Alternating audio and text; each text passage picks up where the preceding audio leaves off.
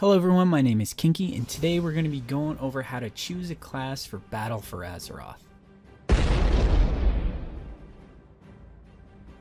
With the Battle for Azeroth pre-patch on PTR and being preloaded to live servers, I know that we only have about 3 weeks before that patch goes live, meaning that if we wanted to get anything done on our new mains before Battle for Azeroth, now is the time. I'm going to break down how to choose your main in 4 easy steps. First step is you want to identify how you're going to be playing the game. Are you going to be playing it solo, casually, with a group, or in your guild? Personally, I plan on raiding again when Battle for Azeroth is released, and I know that I have at least 2 friends who are doing the same, so I know that finding a healer or a tank for faster queues while playing with them will not be an issue. That being said, one of them lives in a different time zone and the other one works on a much different schedule than I do, so playing with them might be limited. I will also have a guild, but I don't like to have to depend on other people to get things done in a timely manner. Some people don't mind waiting in queues, which is fine, but unless I'm running around and farming, I just want to get into my dungeon and get things done. So for the sake of argument, I'm going to be saying that I'm going to be playing in a solo style. Because of this, I know that the class I'm pick must have at least a healer or tank role. So that means I can immediately take out the mage, warlock, hunter, and rogue off of our list. I have no love lost for the mage or the warlock, but I really do enjoy the rogue. The rogue will most certainly be in the contention for the second class that I get to 120, just to goof off with. Step 2 is, what role do you want to fill? Do you want to be a healer? Do you want to be a tank? Do you want to be a melee DPS or a ranged DPS? For me, the answer is a melee DPS, no questions asked. That is my favorite role to fill. So that being said, the only thing we can cross off our list from here is the priest. Unfortunately, that doesn't narrow it down much, but we should venture on. Step 3 is personal preference. So now that we know what role we want to fill and the environment we're going to be filling it in, it's time to actually find out what we enjoy playing. At this point, you may want to hop over to the PTR and try out some specs to see how you enjoy each of them. Hopefully for you, your list is much smaller than what I have here, but anyways, let's break down the classes. First off is Death Knight. I played a lot of DK in Legion, and I had a lot of fun with it in both Frost and Unholy. I still find Unholy fun, but I feel like Frost is lacking a lot with the lack of artifact weapon and a lot of the tier set bonuses and some of the legendaries. I'm one of those min-maxing kind of people that needs to have the best talents, the best spec for any given raid encounter. That being said, if a fight called for me to play Frost, I wouldn't be very enthusiastic about it, and because of that, DK is out for me. Demon Hunter. The Demon Hunter is a lot of fun, and I do like both specs. The one downside to it is that it only has one DPS spec, so if suddenly Havoc becomes a horrible DPS spec, I might as well re-roll because I want to actually be contributing to my group's progression. So again, the Demon Hunter is out. The Druid. I love the Druid. I love it mainly for its Resto spec and its Bear spec. But I want to be a melee DPS. I had to revisit the Feral spec because it had been such a long time since I really tried playing it. And I was thoroughly happy with how it played. It wasn't perfect, and it definitely had some things that could change, but it's something that I could see myself being okay with playing long term. Since I was checking out the Druid, I had to go back and check out Balance as well. Balance was okay for me for the most part. I would definitely have to do some reading up on how to play it properly because right now it just feels off to me and I know I must be doing something wrong. But because it doesn't feel horrible, the Druid does make it onto the next round. Next up is the Shaman. The Shaman is a class that I've never really put all too much time into. I've had it at cap almost every expansion, but I never really spent too much time on it once reaching cap. Now I have heard some very good things about enhancement, and when I went to go check it out, oh my gosh was I not let down.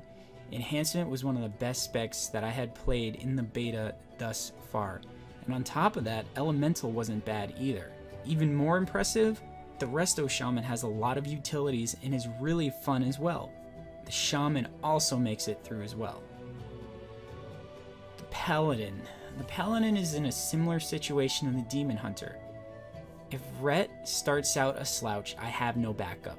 Protection also isn't my cup of tea, and personally I find Holy to be lacking. Despite having one of the best transmogs available in the Tier 2 Judgment set, the Paladin is out for me. The Monk, again, like the Demon Hunter, only has one spec. However, that being said, the Windwalker is so much more fun for me personally than Rhett or even the Demon Hunter. While Brewmaster is at the very least decent to play, Mistweaver just seems to be lacking in everything.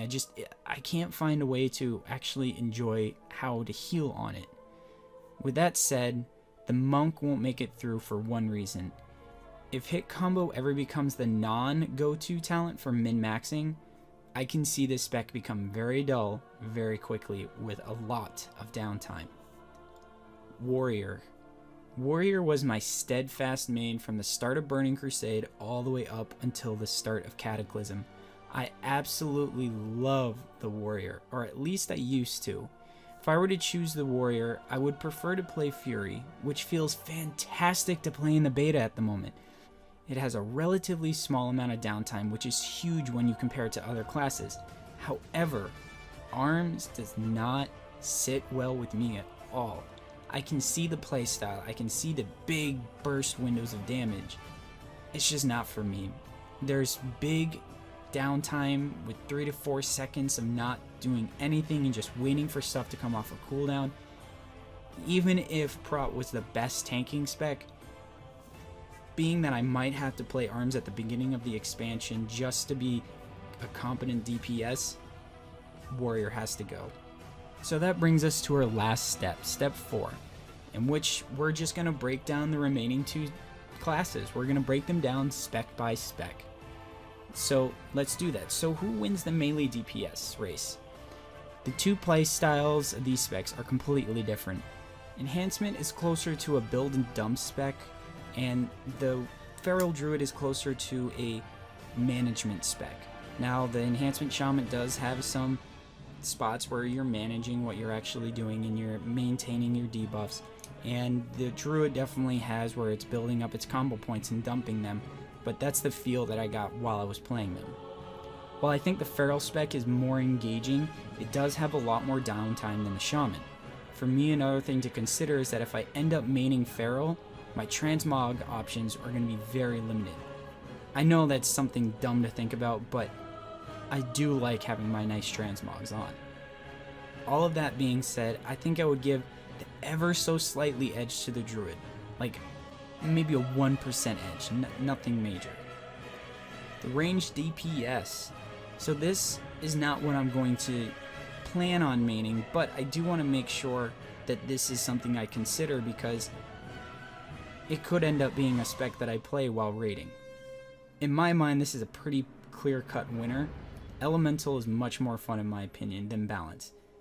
Balance has the possibility to be more interesting because there's a lot of things going on for it, but it doesn't make it more fun for me. What I really like about the Elemental Shaman is the insta-cast lava procs that you can get. It just makes it so much more fun than sitting on a Druid still having to cast a Wrath or Lunar Strike even off of procs. So the winner here is the Shaman. The healing winner. So this is what it came down to for me actually, was who was more enjoyable on the healer. This was a very tough decision for me in terms of how I enjoy the healing of a Shaman versus the healing of a Druid. They're about even. Both of these healers could be considered mobile. Druids have multiple insta-cast heals and heals over time, so they can move while they're actually healing. Shaman have Riptide, which is an instant cast, as well as Spirit Walker's Grace, which will let them cast while moving. They both also have solid AoE healing. In terms of AoE healing, I would give a slight edge to the Druid. However, when it comes to direct healing and those oh shit moments, the Shaman has the edge. The Druid does have spells that can increase their hot stick rate, but it's not what the Druid was built for. On top of that, the Druid arguably has less raid utility.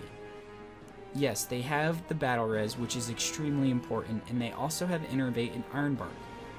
But let's look at what the Shaman brings to the party. Depending on your faction, you have Bloodlust or Heroism, Then you have Spirit Link Totem, Healing Tide Totem, and Ancestral Protection Totem.